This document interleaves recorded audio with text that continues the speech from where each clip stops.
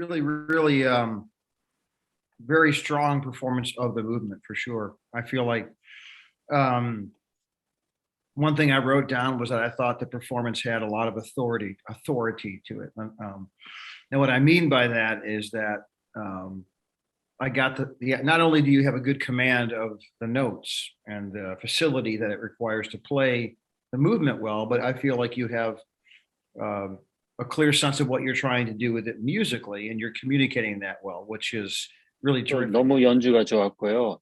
어, 테크닉적인 것뿐만 아니라 음악적인 표현 정말 자신 있게 너무 잘 했습니다. Yeah, only a couple of ideas for you, and I wish if we were together, it'd be much more fun because I could sort of maybe show you some stuff. But I think this is a really great piece. First of all, I want to say that I love teaching this piece. There's a lot of great musical development in this piece. Even the first movement, to me, even more so. There's a lot of great just pacing and typical phrase stuff that you can work on through this piece. So I end up teaching this piece every year to at least 2 or 3 students, you know. 선생님도 이 곡 너무 좋아하시고 본인도 직접 연주하실 곡이고 그리고 해마다 한두 명 학생들 항상 가르치면서 이거 통해서 여러 좋은 음악적인 레슨을 가르칩니다. Yeah, and it's interesting. This piece I think is written. I'm going to say off the top of my head, I think it's like 88 or 89, maybe 1989, back in the first Bush administration. Anyways, sorry, I'll stay away from that. But anyways, we and I find it interesting because the piece stands up now still at this time, because for us it's kind of an older piece now in some ways with the way the repertoire has progressed so much. But the one thing that's kind of old school about it is there's a lot of rolls in this piece, and you don't see composers now writing as much roll tremolo work in marimba writing, because I think they start to understand now how the instrument works acoustically better, and they're using it in a way that leans into the strengths of the instrument. That's not to say you shouldn't roll anymore, but that's one of the things I think that's challenging about this piece is making that work well. I'll stop there for a second so you can. 이 곡은 80년대 작곡을 했는데 아직도 정말 좋은 곡이고 여러 레퍼토어에 비해서 아직도 연주 많이 하는 사람들도 있고 콩쿠르까지 나오고 한 가지 좋은 거는 요새 작곡자들은 마림바 곡에서 롤 많이 사용을 안 하는데 여기 롤 부분도 나오는 게 정말 학생들한테 좋은 교육, 음악적인 교육이 되네요. So yeah, so I think realizing that it requires us to really be conscious of how we treat the tremolos, the rolls, how we make them work so they don't become something that sounds like an effect. Because someone's listening to us perform who is not familiar with a marimba or is not a percussionist, they tend to hear those things, the tremolos and rolls, whatever you guys refer to them as, they stand out. They can stand out amongst everything else in a way that's not really appropriate to what the music is. So I think the pacing of them is important. I think especially in that middle section. I think overall it's fine, but my suggestion in there would be that you listen more to your left hand in the bass notes. He ba he dum he dum dum he because your left hand, the bass notes, almost like pizzicato bass line, is where the dance part of that happens in that part of the piece. And I think the way I treat that and the way I teach that is I actually connect that to the rolls on top, so that your left hand is going like roll on, roll on, roll on, roll on, roll on. So you see kind of a gesture in the left hand, and that accentuates sort of the dance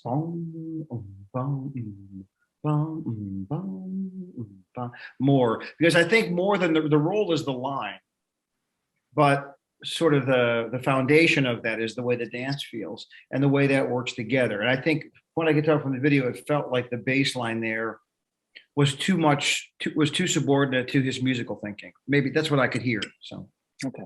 So 선생님 생각은 그 중간에 있는 롤 부분, 그 춤 느낌 좀 있었으면 좋겠고, 그리고, 계속, 롤 왼손 같이 하면서 자꾸 왔다 가는 왼손이 움직임도 그런 춤 느낌이, 좀 보여줬으면 좋겠습니다.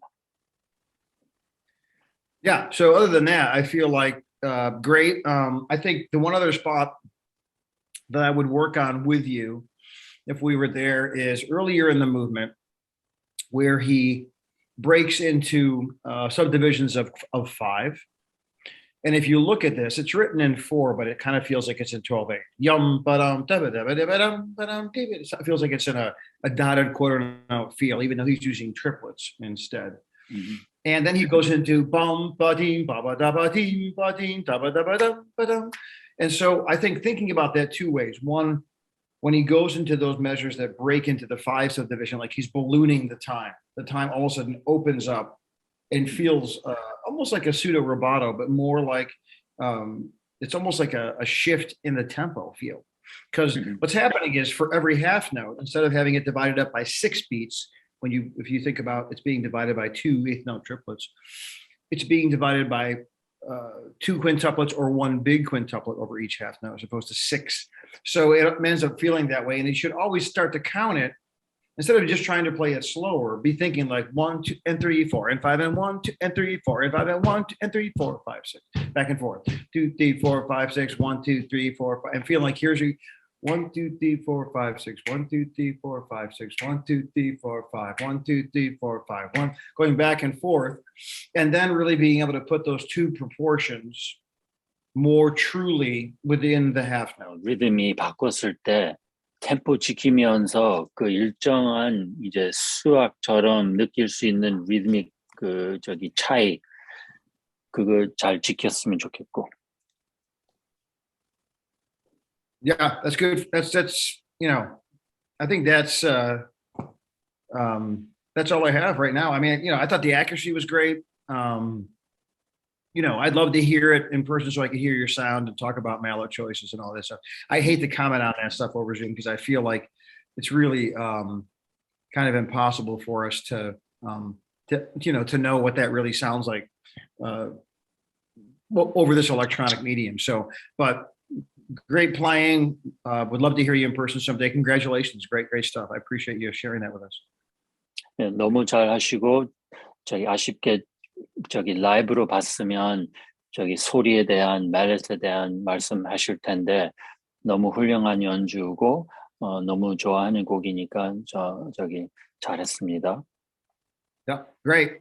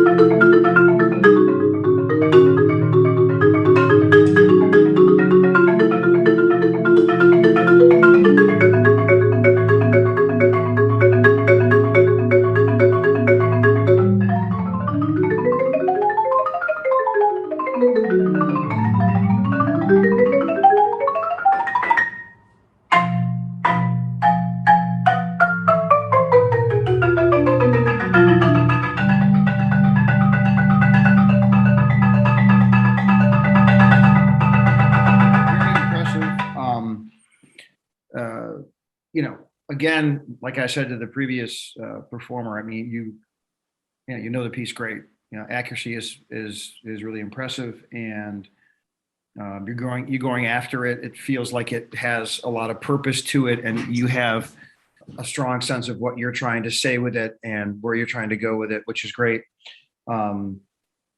I have some thoughts. Ed, you want me to stop so you can say that much? Sure, yes, thank you. I'll just jump in. So, 너무 훌륭한 연주이고 정말 자신 있게 에너지 있는 해석이라서 너무 좋고 그리고 미스 별로 없고 되게 좋았습니다. I think it's great. I think a couple thoughts for you to make this even more successful. So let's talk about tempos first. So I think the tempos are great, but I think you need to be a little more conscious of tempo continuity because, well, you know, you set a sort of a paradigm or like a baseline of your tempo. And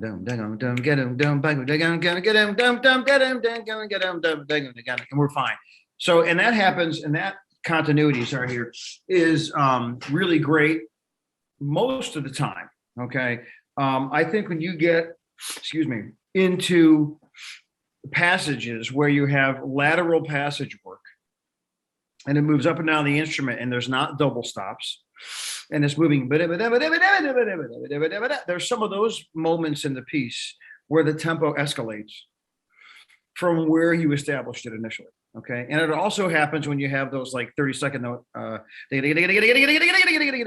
octaves, right? You start to play faster there, which I understand. I mean, knowing me, if I was playing this piece, I'd probably play faster too. So, but I think what happens is it makes those passages sound less musically successful. And those passages end up sort of standing out in an odd way. And they don't really, to my ear, make sense with the rest of the movement. All of a sudden we're like, oh, and we're faster, then we're back. And even though in the moment it feels right because of the intensity and what's happening, when you're listening to it with everything else, it has an odd feeling to it. So I think you need to go back and listen to a recording of that, check that out. It's not a lot, but it's enough that I notice it. And that would be something to address. That's one thing. Go ahead, Ed. I'll shut up here. 되게 훌륭하고 첫 템포 좋은데 본인이 올라갔다가 내려갔다가 여러 스케일 하는 부분 예를 들면 있을 때 좀 빨라지는 게 물론 선생님도 이해가요. 자기도 연주하면 흥분해서 또 할 수 있겠지만 근데 실제로 거기 같은 템포로 해야 음악적인 앞뒤 말이 좀 더 맞을 것 같아요. So 거기 좀 본인이 비디오 촬영 녹음했던 거 확인하고 그 템포 좀 지켰으면 좋겠습니다. Yeah. Having said that, within that, I think there are moments where you can take a little bit of time, whether it be between a phrase, the way you breathe, the way you start a phrase, or even within moments where you want to accentuate an arrival point within a phrase or a tension point within a phrase. You can even look at the very first phrase when it starts and you start and you have single notes, and you get up to the octaves, I think it's a high D or E flat, I forget what's up there. You can take a little bit of time right there. So it's like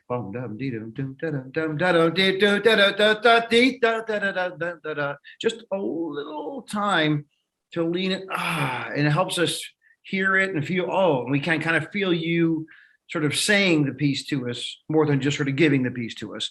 that also is true in some of the octave passages when you have you can kind of maybe affirm the cadences more with a little just pulling back, not a lot, just enough so it feels like you're in more conversation with us. Okay. 그래서 아까 저기 템포 지키는 얘기했지만 반대로 또 저기 텐션 줄 때 아니면 도착할 때도 살짝 호흡 주면서 좀 더 시간 좀 줬으면 시간 좀 내면 괜찮을 것 같고.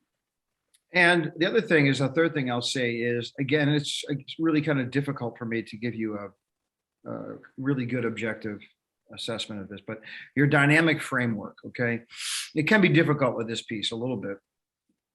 And I think, especially like, I think the third page of this movement is one of the harder pages. It shifts around a lot, and there's a lot of, you're kind of shifting, almost transposing motives back and forth quickly. And I know that there's some shifting in dynamics there, but I would also look at that page in particular and try and pace out your dynamics in a way that the whole page works with a dynamic plan.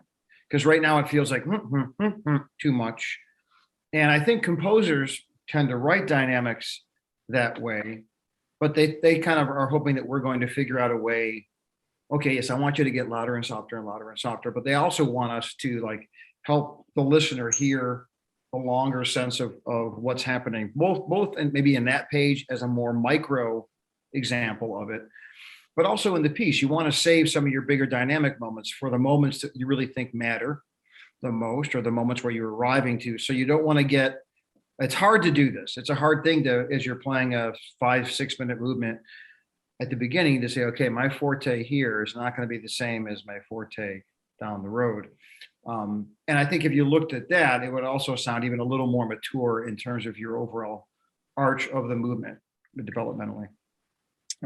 또 선생님은 이제 다이내믹에 대해서 말씀하시는데, 예를 들면 세 번째 페이지 여러 올라갔다가 내려갔다는 다이내믹 있는데 길게 생각을 하면 어떤 부분에서 포테랑 다른 부분에서 포테 나오는 거 본인이 알아서 해석을 해야 돼. So 좀 더 길게 생각을 하면 너무 일찍 너무 크게 하는 게 보다 좀 더 긴 텐션, 클라이맥스 생각하면서 키웠으면 좋겠어요.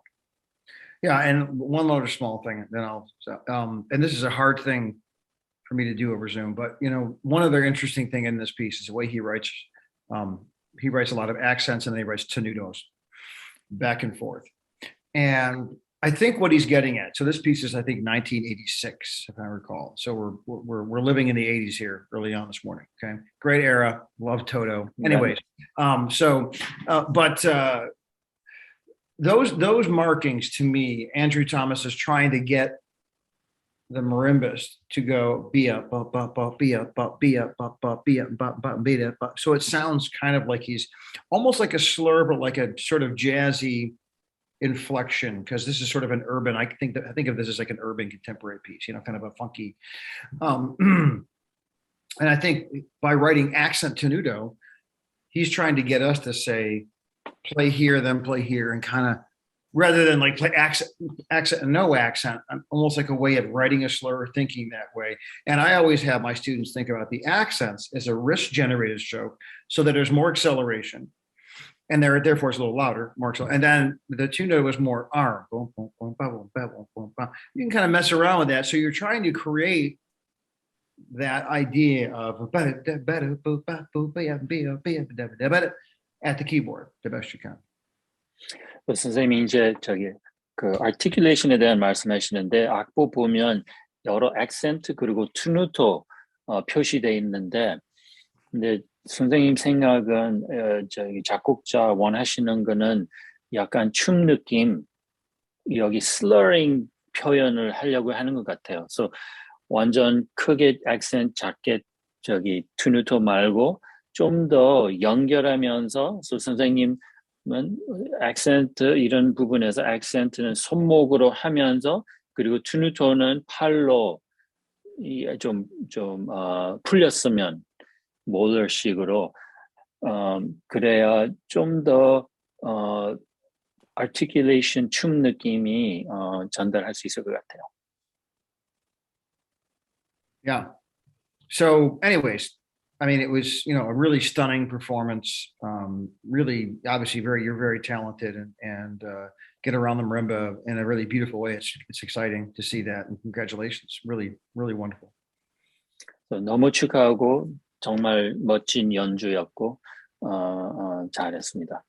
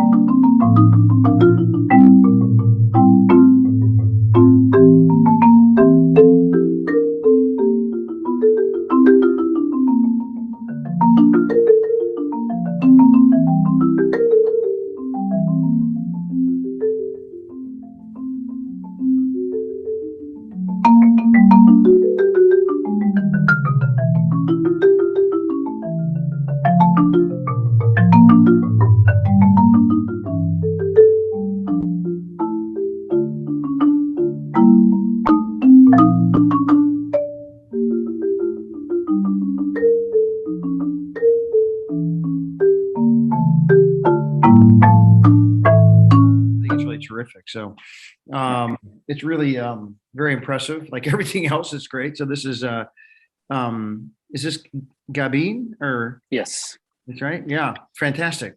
I mean, really very impressive. First of all, this is a difficult fugue. It's the longest fugue, right? So it's like it goes on and on. It's like a Dostoevsky novel or something. It's like, keeps going, so but really great accuracy. As I've said before, you obviously have spent time with a lot of slow practice. We at Eastman, the music education faculty call your technique, they call it your executive skills, very nice. But your executive skills are really good. You get around the instrument beautifully.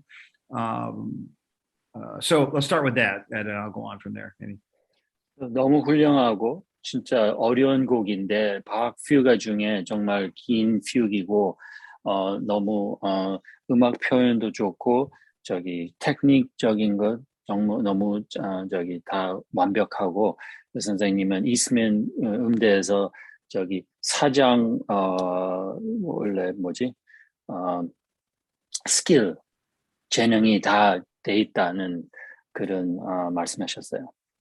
So I think here's the real big positives for me. They are that your sense of voicing is very strong, and that I hear the voices clearly. I hear even the counter subjects come out. You pay attention to those lines. I heard like early on in the piece, some of those counter subjects carry lines that grew incrementally while the subject's going. Really, really well done in that way. That's really impressive, and that shows that you understand the music, that you're listening in that way when you're playing it. That's really great.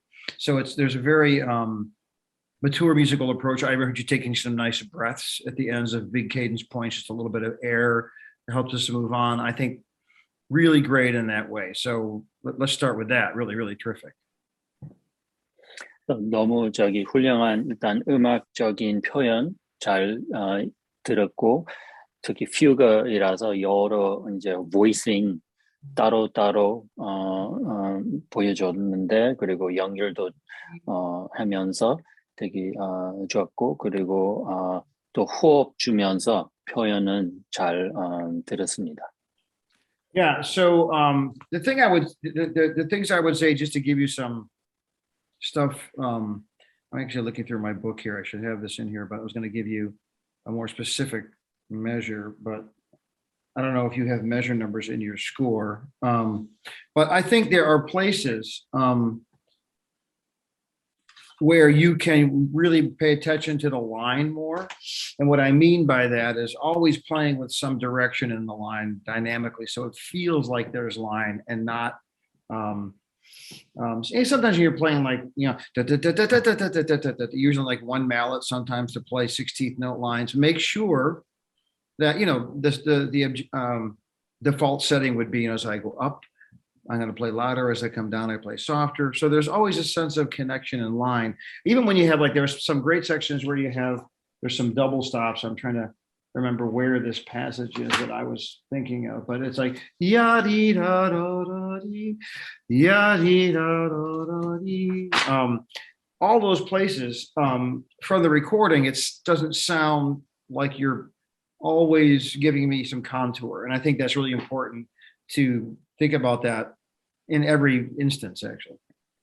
So 선생님은 여러 phrasing 아이디어 전달하는 좋게 나올 때도 있고 그리고 계속 더 했으면 좋은 데도 있어요. 그래서 항상 라인 생각하면서 갈수록 뭐 시퀀스 같은 경우에 점점 저기 줄여주든지 아니면 올라가든지 항상 끝까지 여러 이게 기니까 그런 아이디어 항상 전달해야 된다고요.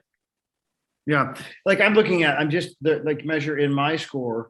Measure 158 through, or maybe even starting at 157 through 160.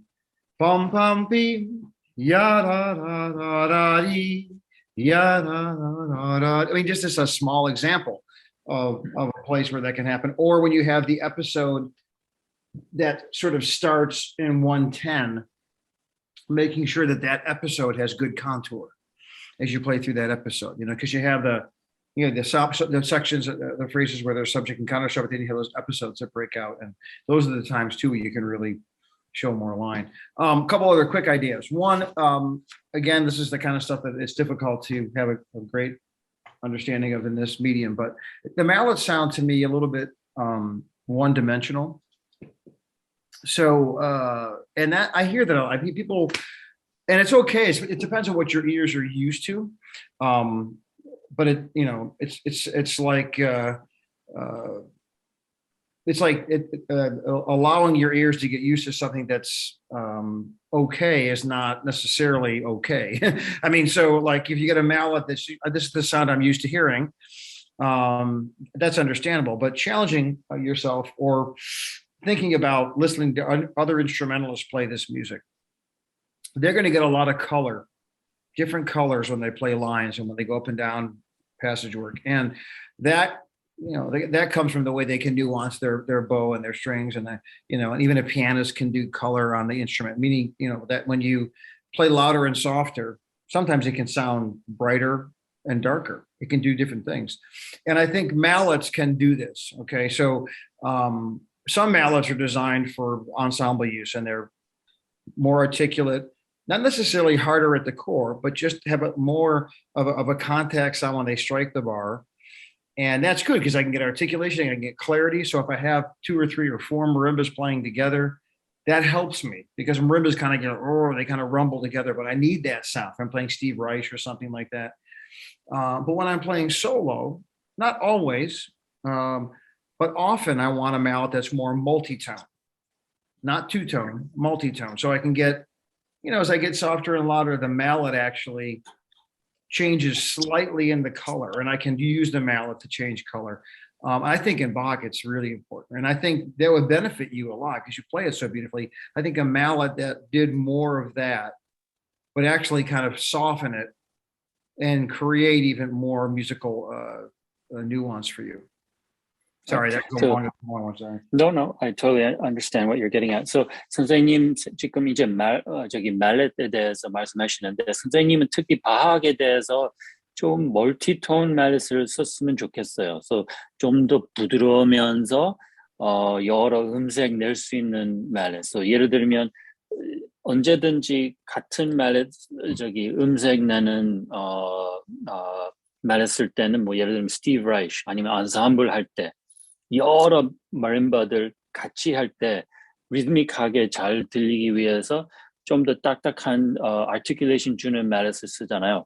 근데 혼자서 박 무반주 할 때는 좀 더 컬러 줄 수 있는 so 실이 좀 더 부드러운 말렛을 썼으면 그리고 갈수록 더 세게 치면 더 다른 밝은색 주는 말렛을 멀티톤 말렛을 썼으면 좋겠어요. Yeah. So, and the last thing I'll say, and I'm going to say this in a very, I don't want to say that. I think you sound absolutely fantastic. You're a very impressive musician. It's great. I would say just be careful. Sometimes it can sound, I almost don't want to use the word aggressive because it doesn't necessarily sound aggressive, but it can sound a little more forward than it might need to for the piece. Again, that may be because the microphones are close to the marimba. And in the recording context of this, I am getting that effect more than if I was in the room with you listening. It may not sound that way, so I have to be careful of this. I tend to lean towards, I like to lean in and play very forward. And as one thing I worked on a lot over the years is playing, trying to develop my musical voice to encompass a bigger sense of contexts, and understanding that sometimes I need to play a little bit, let the music do more in and of itself. My dynamic room is smaller. And within that room, I'm doing a lot, but it's not as big as like the Merlin dynamic room is a big dynamic room. The Bach dynamic room is a smaller dynamic room. And trying to make sure that I'm thinking in those ways, because that's one of the benefits of learning this music is trying to challenge ourselves in that way. So, but that's it's an issue. So I would love to hear you play someday for real, like in the same place, and really enjoyed it. It's really, really impressive. 너무 훌륭한 연주자이라고 생각하시고 되게 좋은데 또 한 가지 이거 비디오이라서 그랬는지 되게 앞에 들려요. 그래서 마이크로폰이 가까워서 그러는지 가끔 되게 좀 딱딱하게 들리고 세게 들리는 비디오인데 그 비디오 때문에 그랬는지 근데 특히 이런 무반주 바학이면 좀 더 소극적인 곡 컨셉이라서 좀 더 줄여도 되고요.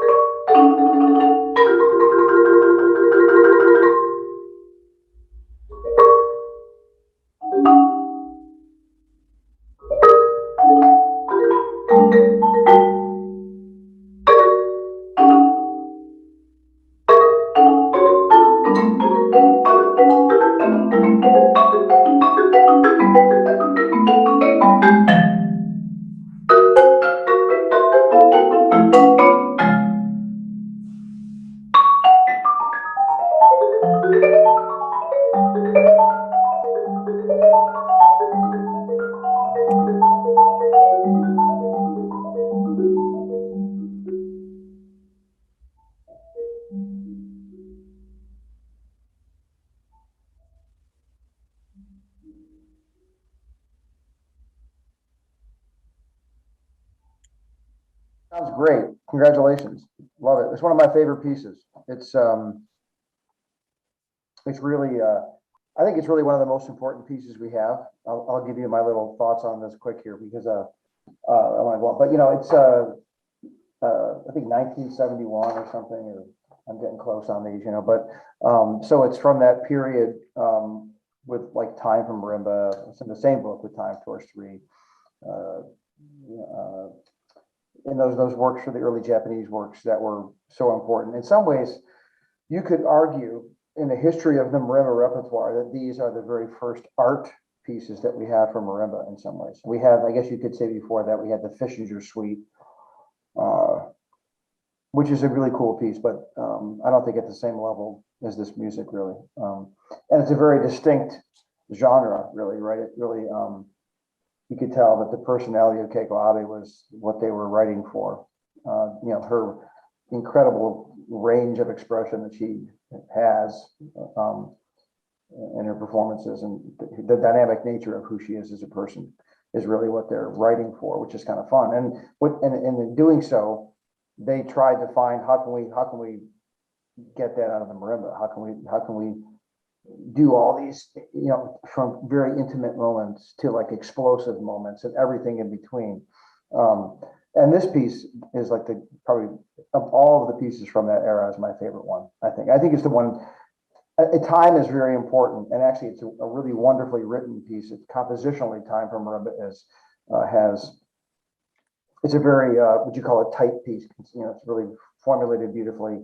Obviously, there's a lot of 12-tone stuff going on that he uses, and it's really tight. This piece, well, typically is fairly easily followed, but I feel like from a musical standpoint, it's a more successful piece, just in terms of its, you know, audience appeal, I guess you could say, but as a performer, it's probably more fun to play in general too, I think. So I used to play this piece. Maybe I played it when you were around, Ed. I don't know, but you know, I studied it with you. Yeah. Oh, did you? I'm sorry for that experience. No. But we had. I love playing this piece, and I actually have a recording of this on. Probably find it on Spotify too, actually. But so great piece, and I think one of the challenges of this is when I give it to a student, and maybe you found this too. It's like, you know, it feels like a whole different way of making music at first. You feel like you have all these like licks or passages, and what do I do with all this? But when you get to know it, or if you have the right kind of coaching, you can see that there's phrases here just like there is in any other kind of Western music, right? Or traditional Western music, I should say, and understanding where those arrival points are, right? And how to make the tension work within those. And a lot of that comes from pacing as well, right? And knowing how to use space between the gestures in a way that still is honest to the page, but helps you achieve a sense of arrival and moving for the arrival. So, yeah. So I think a lot of that is there.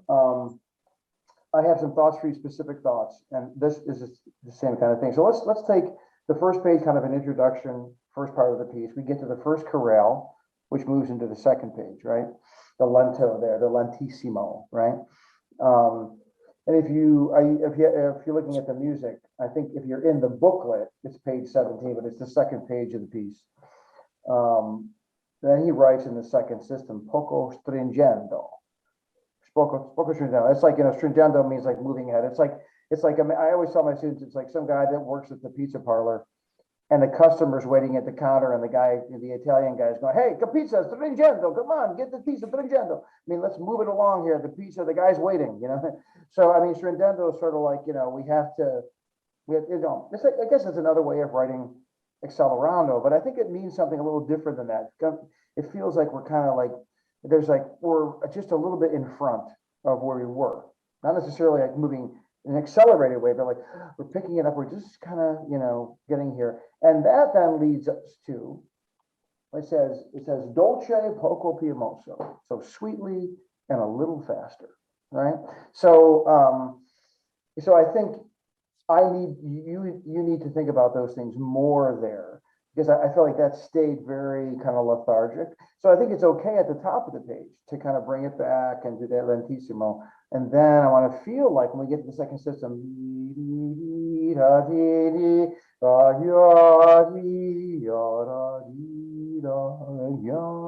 all right.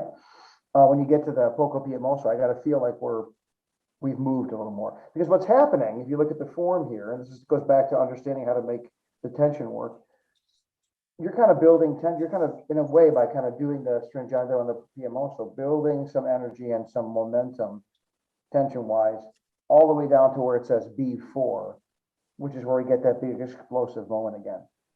That's sort of taking us there, right? Now, the piemoso, what I do is the first measure of the piemoso, I play as one phrase. 1, 2, 3, and 4, 5. Second one, I go 1, 2, 3, and 4, 5, and 1. So I kind of break it up after the second. I kind of put two little micro phrases in there, because from the second beat on, I play in like I'm moving somewhere else. That's a small thing. Now let's go further with some ideas musically. Same phrase, same section. And this has to do with like building tension and using space. So you get to ka-ka, that big explosive moment there where it says B4, right?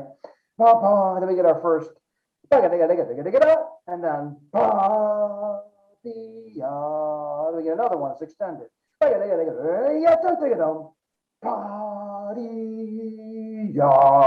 then the cadence. Right? That all makes sense? So let's look at that really carefully. I go, great. Then I go, roll. So the space between the second measure of B4 and the third measure of B4, I have to think a lot about. I finish that lick. When I hold down to the chord, that releases the tension of the gesture. That's the small part of this. So next gesture. Another release of tension. But I'm going to put a little more space at the end of that gesture before the roll, because I'm thinking about this whole phrase. So that gesture has a little more space before I get into the fifth measure of B4. And then finally, when it says repito molto on that cadential passage that we had for the very first time on the first page, that's the cadence. And I can kind of put space between the roll and that to help me feel like the tension gets there. So I'm going to sing for you how that would sound in my lovely Mirage scat singing, call it. So we get to the this is the menamoso. Bum bum.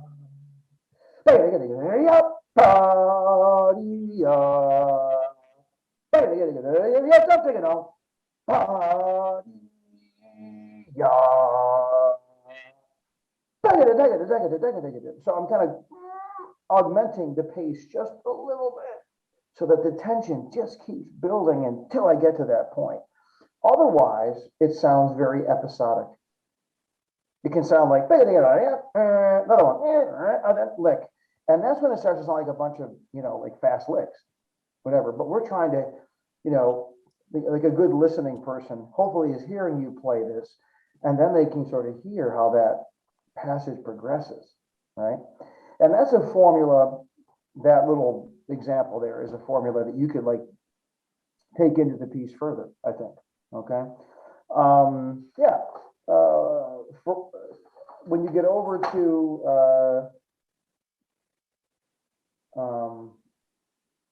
let's say we're gonna move ahead here just briefly. If we jump over to, which is, are you in the book like I am with all the collection of pieces? Yes. You just have a copy. Okay. So like I'm looking at page 20, but this is actually the 5th page of the piece. Okay, right. And then you get to that whole section that sort of like starts as a cadenza and then just kind of moves into a lot of energy, right? Which is great. I think you did a good job there. It was great. When you get down into page 21, which is the second page of that section, and it kind of starts off as one voice, really, and then it opens up into two voices, right? And if you notice, like where it says E3, which is the top of 21, if you look at that and you go back and look at your very first chorale at the bottom of page 16 into 17, and also the chorale that's on the previous page, that material, that's like a rhythmic version of the chorale sonorities, right? He's now taking those same chorale dyads and he's now adding some rhythmic energy to it. But I think you got to play it in a very subtle way. You don't want it to sound like it's like because we're trying to save the rhythmic energy till we get to like where it really opens up, right, and goes into two parts. So it's almost like it's a rhythm there to give it momentum, but it's not like I need I kind of need like it's more covered, it's more veiled. When you get to 6, then I would lean towards, to me, the big tension moment, release moment is, you see where it says 6 and it breaks into 2 parts, and it goes on, right? I say this, the second or the first measure of the second to last system of that page where it says fortissimo, that's where you're going. So you got to find a way to help me get there. And it's really hard because the way that's written, it's hard in your hands, right? So I do a little bit of cheating there. Like, for example, the last measure of the third system, I don't play the D natural in my right hand. I just play D flat to A. Can I ask you what page that is? So I play like double stop at the beginning of that measure. Ba, ba. So the B flat and the A are in my left hand. Then I play A, E in my right hand. And then I play the E flat in my left hand. Then I play D, A in my right hand. Ba, ba. Then I play the third beat, left hand plays the 7th, the B flat and the A. And I just play D flat A in my right hand. But I don't play the D natural above it. I mean, they can shoot me later. What are you going to do? But I think I can come through that measure with more momentum. I don't think people really notice. They think, I noticed you didn't play the D natural there. It's like, okay. So I mean, I don't think it's a big deal. But then what I do like to do when I get to the next measure is I take time when I get to that forzando. So I'm going to sing those 2 measures there when it breaks off, where it's starting at where it says number 6. This is how I pace it. Here we take a little bit of time there, and it's cool because it's on a syncopation. Then I just rock and roll after that. Then we take the phrase and go wham, we just finish it. But that's nice because you kind of put the stress there and then zoom. It's like you're going over a roller coaster and then it just takes off and moves forward at that point. And I think also it just says more musically because you give me something to like, oh, we went there, and then we go away from there, as opposed to just going right through. Okay. Last page, last thing. The coda, which starts at the last measure of the second system. Last measure of the third system, page 32, or the second to last page of the piece, where it says Excel liberamente lentissimo, right? I think you need to think of this here, especially when we get into where it says Piamoso, which is the next system down. Like this is a big pendulum that's starting to swing and get faster as it goes, but it's harder for us. We're trying to get it to go. So when you start where it says F1, those 2 measures kind of stand alone. Gee, ga, gee, ga, ga. Fermata. Now we're going to go. Dig-a-ding, dig-a-dong, rest. Dig-a-ding, dig-a-dong, dig-a-ding, dig-a-dong, dig-a-dong, rest. Dig-a-dong, dig-a-dong, rest. Dig-a-dong, dig-a-dong, dig-a-dong, dig-a-dong, dig-a-dong, dig-a-dong, dig-a-dong, dig-a-dong, dig-a-dong, dig-a-dong, dig-a-dong. Then we're there. Then we like, whoo, we take off. We get to the rapido thing. So all of that should take us in one direction. Now it's hard to do, it's really especially hard to do when we get to that sort of double stop thing that he writes right before the rapido lick. So make sure, 2 things. Make sure when you start that Piamoso, which is the second to last system of page 22, that the rests are also part of this. Dig-a-dum, rest. Tick-a-dum, tick-a-dum, tick-a-ding, tick-a-dum, tick-a-dum, rest. That's part of the accelerando. If I'm conducting this section, which is a good way to practice it, sing it and conduct it, I realize that those rests are part of feeling the accelerando. When you get over to the next page and you get to poco menamoso, and it gets to pica, poco, pica, those sevenths that are staggered, or sevenths and seconds, right? I end up playing both of those measures the same way. I don't play the double stops. That's a choice I make, so I can create a better sense of continuity. It's still hard because I got to jump back up to marimba in that second system from the end of that measure to the next measure. It's kind of nuts. I can't really connect it, but I can do better. And I just go for it. A little bit of break. So I think that break can create a little bit of like weightlessness, and then you can listen if you go on Spotify. You guys have Spotify, probably, right? I think my Mirage recording is on Spotify. And it's also on iTunes, but you have to pay for it on iTunes unless you have Apple Music. I think it's like 99 cents. It's expensive. But anyways, you can listen to that. But you can listen. You can hear the ending, and you can see what you think about the way I'm approaching that. And some of the stuff I'm talking about, you probably hear in my recording. It just as a reference, and there's a lot of great recordings. But so I mean, I think that's again, so if you're thinking of the whole section, otherwise that whole coda can sound also episodic, but it needs to feel like it's moving in one direction. I think that's what he had in mind. Now, I think the way he wrote this, which is super cool, it's also difficult to bring that off, especially in the section, the measures right before the rapido. It's crazy. Like, what are we supposed to do there? But I think you can do it if you work it the way you pace it and the way if your mind is in that direction, I think you're going to be more successful that way. If you're not thinking about that longer sense of the phrase, then I think it's probably not going to work as well. So, anyways, there's all my craziness on that. I hope that was helpful to you. It's kind of fun not to have the translation. I can actually talk to you. That's wonderful. No, that was fantastic. Thank you. Yeah, I hope that makes sense. I mean, it's a great piece. You can tell. I mean, we could go out. You and I were together. We had like a 2-hour lesson on this piece. It'd be so fun. Yeah. But I think it's first of all, it's a great. As a teacher, one thing that you start to learn that there's pieces, like I mentioned in the class, how there's pieces you like to teach, because you can teach a lot of music in the pieces, and you can teach a lot of. And this is another one of those pieces where my studio, you hear this piece a lot because I like to teach it because I can give it's one of those platforms that helps me to give them a lot of information. So, but great for playing the piece. It's terrific. And thanks. Nice to meet you as well.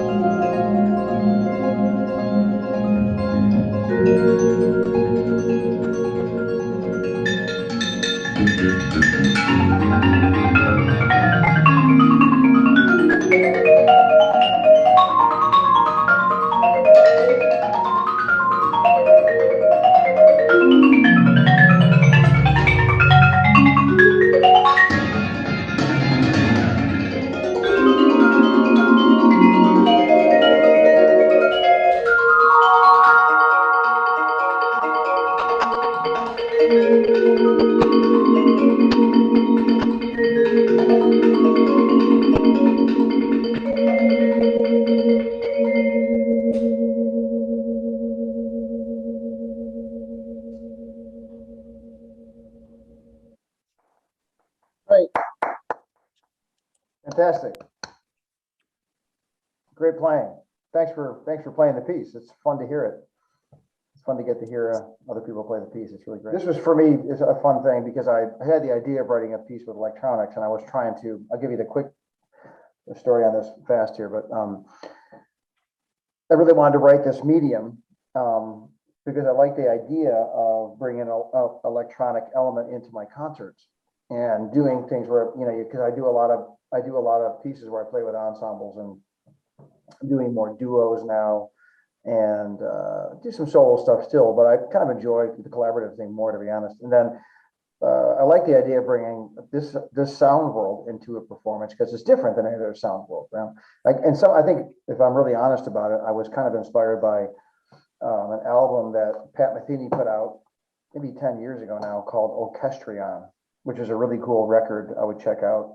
Orchestrion is actually like it's like a live electronic band. So he had set up all these instruments, in this case, in some kind of old abandoned church that he rented or used or bought, who knows, and put all these, there's like marimbas and vibraphones and real percussion and other sounds and slide guitars and all this kind of cool stuff. That's all triggered live while he plays his solo stuff over the top of these instruments. It's a great album, and it's really kind of cool concept. And he uses it now in his concerts, and he layers it in even when he has a group out there. It's kind of cool. So you need to translate, right? So I should shut up here for a second. 선생님 곡 연주해 주셔서 감사하고 너무 잘 하시고 선생님은 이 곡 작곡할 때 생각하셨던 거는 물론 선생님은 솔로도 많이 하시지만 이제 여러 언삼블랑 같이 하는 게 되게 즐거워요. 그리고 여기는 이제 전자음악이랑 혼자 같이 연주하는 게 이제 그 팻 메시니 오케스트리언이라는 앨범이 있어요. 그 연주 듣고 그 앨범 듣고 이제 그런 아이디어가 생겼습니다. Yeah, so the other thing about this element that I've learned, because I learned a lot, not only from composing it. By the way, I want to say that my friend Matt Curley, who's a theorist and composer here at Eastman, two things. One, he helped me with the sound design, because my idea was I'm going to learn Logic and I'm going to write all this stuff. And as I got into it deeper, I'm like, oh my gosh. And I've learned some of Logic, but he's like, hey, let me help you. So I kind of wrote this piece like a score, and then he helped me find sounds to go with my score, which was great. He's brilliant, genius. He also has a piece for marimba and electronics called The Endings of Things from a Distance. If you go onto my YouTube page, it's a really cool piece with all these voices, and it's real voices MIDI'd in with me playing marimba with it. It's another cool piece. There's no vibraphone, it's just marimba, and super cool piece like this. Anyway, so I want to thank him for that, and it kind of helped me. So this piece was orchestrated out, and actually I'm considering writing this piece for ensemble. So now that you've learned this, I'm thinking about writing a version of this with like quartet or something. Instead of electronics, you play it with quartet, and maybe changing it a little bit, but so be on the lookout. You might be interested in that. But when you play with electronics, what's interesting is that you really have to give a lot as a performer, because as cool as the electronic sounds are, the electronic sounds don't give any energy really to the audience. I mean, they give some energy, but not like a live band does, right? So if you're playing with an ensemble, and I'm playing like, White Pines or something, man, I can get that going, and the ensemble gives a lot of juice, and I can kind of lead that juice. But when I'm playing Gradual Corridor, it's all me, because the electronic element is cool sounds, but it kind of is there. So all of the energy and all the musicianship is really laying on your shoulders, and it's really important. So keep that in mind in a live performance. It's for it to be successful, you have to work a little harder, I think. And that's also true when you're not playing. So when you're waiting and you're changing mallets, you can't, people are watching you. You're still part of the performance. And so if you're like changing your mallets and you're like, okay, whatever, you got to be kind of in the music when you're changing your mallets still. You got to be like changing it kind of there, and like you're kind of maybe thinking about the music and feeling it, and then come back in again, because they're going to kind of look at you. They're not going to go, oh, cool, let's listen now and look up into the sky. They're going to watch you. And so all of that's just as important. I'll start with that. 선생님은 물론 이거 솔로랑 전자음악 하는 저기 버전 있고, 근데 본인이 이제 앞으로 ensemble 하고 같이 연주할 수 있는 버전도 이제 저기 편곡하고 있습니다. 그래서 앞으로 그것도 기대할 수도 있고, 원래 이 곡은 다른 이스맨 선생님 전자음악을 하시는 분이 도와줬어요.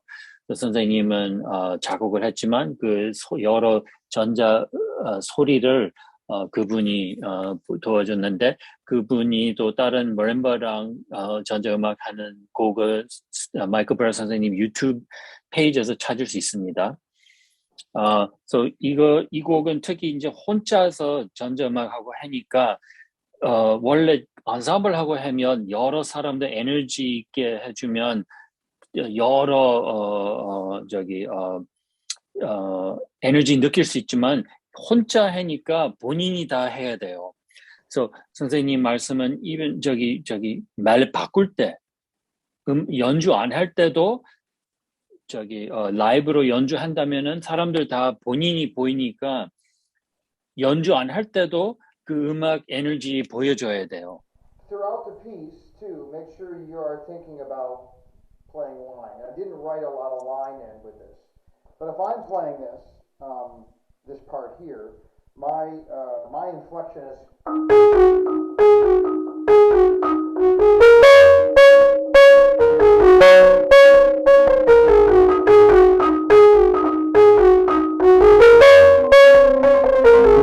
So I'm playing. You can kind of hear that. What I'm trying to do,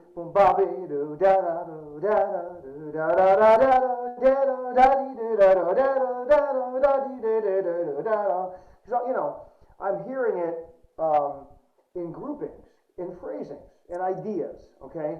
And I don't remember, I have a part that's not right in front of me. I don't think I wrote phrasings in there, but I'm counting on you guys as performers to find those things, right? You can kind of find. So I would lead into those, okay? I'll give you one more example. When you have this stuff in the right hand, it goes down, down. All that fifth stuff later when you're playing your vibraphone in your left hand and your right hand's playing all those fifths on marimba. Bum, bum, bum, bum, bum. Pum, pum, pum, pum. Make musical idea. I mean, and actually there's probably a bunch of different ways you could do that, but try to create a bigger musical idea in those sections as well, so that we actually take it a step further up. So the electronics are there, and then you're kind of adding the soul to the piece, if you will. So I'll let you talk. Sorry, Ed, I'm blabbing there. So. No. 이제 선생님 악보 보시면 여러 이제 악상에 대한 표시가 많지 않은데 알아서 여러 프레이징을 해야 돼요. 그래서 다 크게 예를 들면 첫 테마 나올 때 다 크게 하는 거 아니라 여러 올라갔다가 내려갔다가 여러 포인트, 여러 억양, 여러 그룹핑을 슬러링 본인이 알아서 집어넣어야 돼요. 그리고 아까 또 5도 오른손 바이브폰하고 동시에 할 때도 그게도 다 크게 하는 거 아니라 올라갔다가 내려갔다가 음악 표현을 본인이 알아서 해야 됩니다. Yeah, those are the main things. Your accuracy is terrific. I thought you did a great job in the vibraphone section of making it sound kind of improvised, because I wrote it in a way that you can kind of play over. In that the five section there, they're gonna underneath you. You kind of like just a big descant melody over the top. You did a great job with that. And I think just trying to put a lot of energy into it, trying to get past all the notes and making as much music as you can within all of it too is key. When you get to like yum bum bum bum bum bum. Yum bum bum bum bum bum bum bum bum bum bum bum bum bum bum. Make sure that you're always thinking with some musical direction. That's what I would say, because that really is what it needs on top of everything else. That's the fun part. That's what people want to hear. They want to hear you. But you play the piece great. And some of that stuff you may be doing more than I can hear on the recording. It may just be that the recording is what it is. And actually, I thought you did a great job of balancing the acoustic stuff with the electronic. It sounded good from my perspective in that standpoint. You know, you want to make sure if you're doing a live concert with this, you get enough bottom boost on it, because it's kind of those poppy things are kind of fun down there. So, but thanks for playing the piece. Super exciting to hear it, and you do a great job with it. Really wonderful. 네, 너무 감사하고 너무 밸런스도 좋은데 이제 이거 이제 비디오로 하니까 마이크폰 때문에 그랬는지 그 개인적인 표현하는 게 좀 더 들었으면 좋고 선생님 곡 연주해 주셔서 너무 감사한데요. Thanks so much for having me, and it's really a lot of fun for me to hear the music. Great playing, man. Really exceptional level of playing up and down the line here. Please tell all the students how much I appreciate their work and the level of playing, and how inspiring it is to me, and wonderful to see that. This is great, and for Ed to set this up, and for all the students, thank you so much for your hard work, your dedication, and listening, and really committing to the art. And I really appreciate that. Well, thank you, Steve, for sponsoring us and Malotech. Thanks, guys. You guys have a great evening. Get some rest. Okay, thank you. Bravo. Steve, Thanks, great Michael. to see you too, both you guys. Wonderful to see you Thank guys. you. Man. It's Yeah, great. you too, Mike. Makes me so happy. It's great. All right. All right.